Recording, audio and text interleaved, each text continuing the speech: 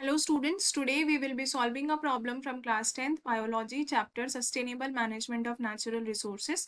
The question here is major real effect of monoculture practice in forest is on the।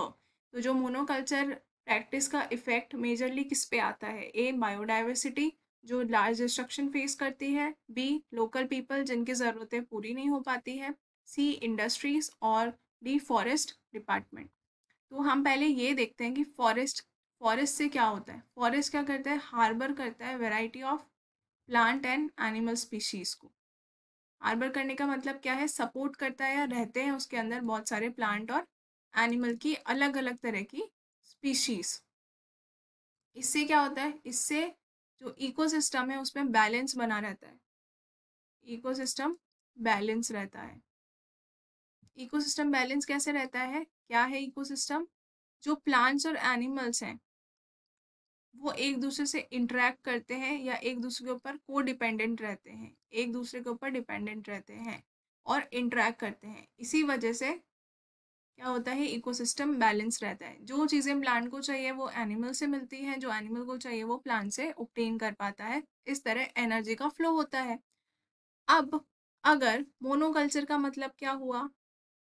Forest के अंदर एक ही तरह की species को ग्रो किया जाए प्लांट की। अगर एक ही तरह की स्पीशीज ओनली वन टाइप की स्पीशीज को सपोर्ट किया जाएगा या ग्रो किया जाएगा तो क्या होगा? बाकी जो स्पीशीज हैं, rest of plants and animals जो हैं वो सरवाइव नहीं कर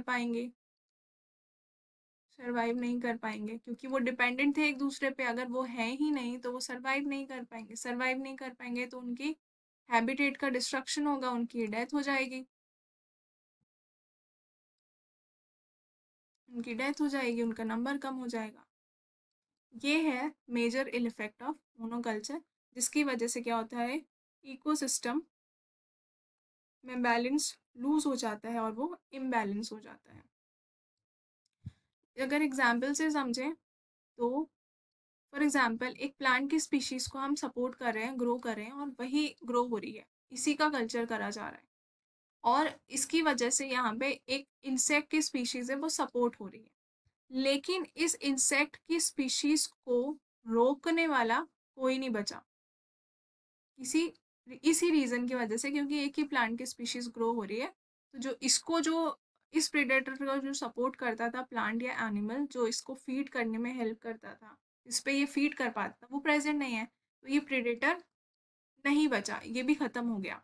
उसकी वजह से जो इंसेक्ट को जिस जिस इंसेक्ट को ये रोक पाता था, अब वो इंसेक्ट अबंडेंटली ग्रो कर सकता है, उसको कोई प्रॉब्लम नहीं है, उसके हर्डल्स नहीं है रास्ते में कोई। तो इसकी पॉपुलेशन इंक्रीज होती जाती है अनकंट्रोलेबली, जिसको कंट्रोल करने के लिए कोई है नहीं, जिसकी वजह से इकोसिस्टम में क्या आ जाता है? इम्बैलेंस आ जाता है और वो पूरा खराब हो जाता है, डिस्टर्ब हो जाता है।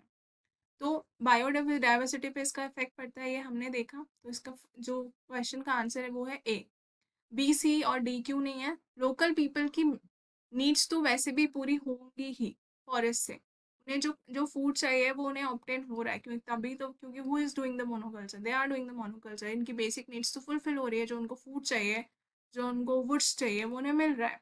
तो ये इन पे मेजर इफेक्ट नहीं आता है। सी इंडस्ट्रीज पे भी किसी तरह का कोई इफेक्ट नहीं आता, इंडस्ट्रीज की नीड्स अपने आप पूरी हो रही हैं।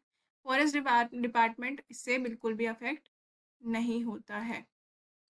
So, इसका जो आंसर है वो है first. I hope this clears your doubt. Thank you for watching the video. Please subscribe to our YouTube channel.